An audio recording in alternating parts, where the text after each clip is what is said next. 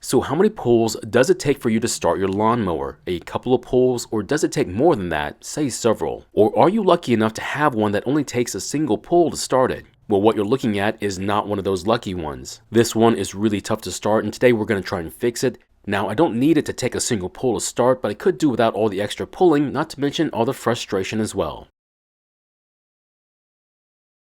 In today's video, we're going to be looking at this very rare garden line lawnmower, and the problem is that it starts, but it takes a lot of pulling before it does. Now, I use the word rare only because it's the only one that I've seen that wasn't at the store. My guess is that not a lot of consumers wanted to buy them. But if they had, they would have realized what a great mower that it actually was, and the price isn't that bad either, at least it was a couple years ago. Now, I'm going to try and repair this lawnmower, but yours might be different, so this might not work on yours. So if things are not working out for you, like in this video, please ask about it, and I'll be glad to answer your questions. So in the last video on this mower, we got it cleaned up and then went through the fuel system, mainly focusing on the carb. And after all that work, it did start, but only after pulling on the rope way more than what should be needed. So you might be thinking the hard starting was because of a worn out engine, or that it might be a carb issue, but after letting the engine get close to normal temperatures, it had no issues starting again. Now, a hard starting issue could also be a result of really old stale gasoline in the tank, but the fuel has since been replaced with fresh gasoline from the pump, so that's not the case here.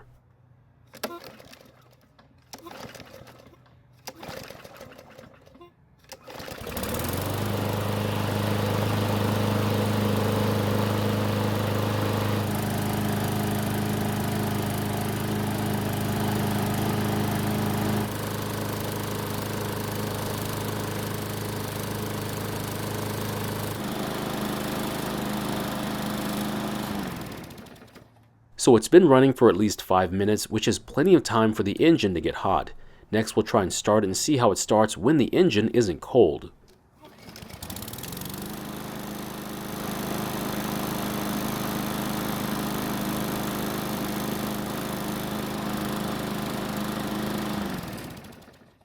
So as you can tell, it's a whole lot easier to start when it's hot versus when it's cold. Now, this could also point to a choke system issue, but since we've already looked at the carb, I'm leaning towards a valve issue instead. The main issue being that the clearance between the top of the valve and the rocker arm is out of spec from what it should be. Now, before I open the valve cover to inspect the clearance, I like to tip the mower back so that all the oil that's in the valve cover will make its way back to the engine. This will keep me from making a huge mess, and at the same time we can also take off the blade for an inspection and sharpening if it needs it.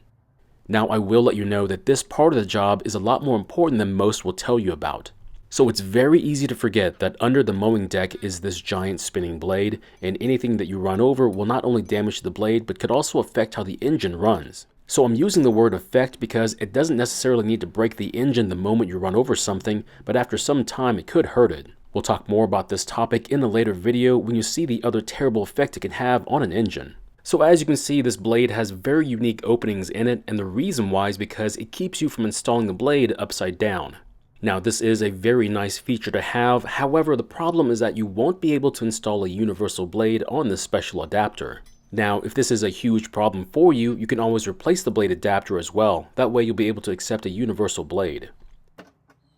The next part is the most important part, which is of course checking the valve clearance and making any adjustments if needed. So by the way this engine is starting cold versus when it's hot, my best guess as to what's happening is that the clearances will be too large when cold, which makes it really tough to start. But as the engine starts to heat up after running, all the metal parts will expand, which means the clearances will then get closer to what they're supposed to be. And that's the reason why I think we'll find the clearances to be larger than what the manual says it should be. That, and it seems that more often than not, the clearances have a tendency to get larger rather than smaller, although that can happen too. Now, since I've got the spark plug out of the engine, I'm going to check the air gap on the ground just to make sure it's not too far off either. Now, I like to set my air gap to 25 thousandths of an inch, but I do believe the manual says it's supposed to be 30 thousandths, but you're welcome to set it to whatever you want it to be. This one is right where I want it to be, so there's going to be no adjusting here. Next, I'll take the valve cover off and then rotate the engine until one of the rocker arms is all the way down while the other one is loose. Now, it doesn't matter which one is which, but in this case, we're going to be checking the bottom rocker arm first. So I'm going to set my clearance to 5 thousandths of an inch, but you're welcome to look up what yours is supposed to be. So next, I'll then slide the feeler gauge between the rocker arm and the top of the valve and see how it fits in there. And as expected, it's much too loose, meaning the clearance is a lot bigger than 5 thousandths of an inch, which is what we expected. Now this next part is not needed, but I do want to find out what the clearance has grown to out of curiosity. So it turns out the clearance for the bottom rocker arm is only 1 thousandth of an inch, which is barely out of spec for the upper tolerance. Next, we're going to rotate the engine so that the other rocker arm is loose and do the same process as before. So I've been told that finding out just how far out the clearance has become is a waste of time, but I'd like to disagree. Now the reason why is because I need to know how far out the clearance is, that way I can then try and figure out if the problems I'm seeing might be related to the valve lash. Now surprisingly, the top rocker arm's clearance turned out to be a bit too tight, which doesn't happen all that often. That means we're going to have to make some very slight adjustments, and hopefully that'll fix our hard starting issue. So after loosening the jam bolt, I'll then put the 5 thousandths feeler into the clearance and then turn the adjusting nut until the feeler almost gets stuck. Then while holding the adjusting nut, I'll then tighten the jam bolt and then check the clearance once again. After that, we'll then rotate the engine and do the same process as before to the other arm. So why is this clearance so important to how the engine starts and runs? Well, it's an issue of timing. What I mean by that is that if there's too much clearance between the rocker arm and the top of the valve, the time the valve is supposed to open might happen a fraction of a second too late, causing some running issues. And if the clearance is too tight like it was for the top rocker arm, the valve might open a fraction of a second too soon, causing more issues for the engine. Now, as the engine heats up, these clearances might change by a small percentage, and that's probably why the engine has no issue starting when it's hot. Once the clearances have been set, we can then replace the valve cover and then get ready for another cold start, but this time hopefully it'll go a lot better than the last time. Now just as a reminder, the clearance values I used on this engine is what I like to use, but you're obviously free to use whatever values you feel is right for it. I also have to mention that it's best to do the valve clearance check when the engine is cold, and even though we did have the engine running before we started, it cooled off pretty quickly. And if you couldn't tell in the video, the air temperature during the repair was quite cool, so it didn't take that much time for the engine to cool off. However, if it was a lot warmer, then just expect it to take a lot more time for it to cool off. So as you can see, the engine is fairly cool in comparison to what the rest of the mower is at, which means this will be a colder start than what you'll ever see in the summertime. There's nothing left to do now except to install the recoil, prime the engine, and then try and start it. Hopefully this time it'll take a lot less than 4 pulls to get it to start. But if it doesn't change, then I guess we'll have to start looking elsewhere for the problem.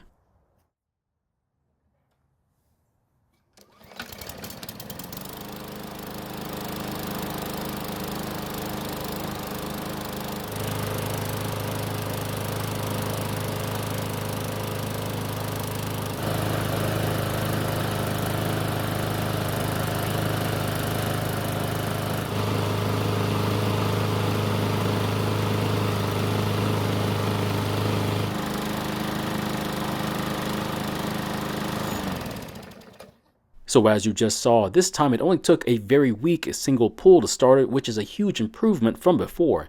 But of course we still need to make sure that it's still easy to start when it's hot as well.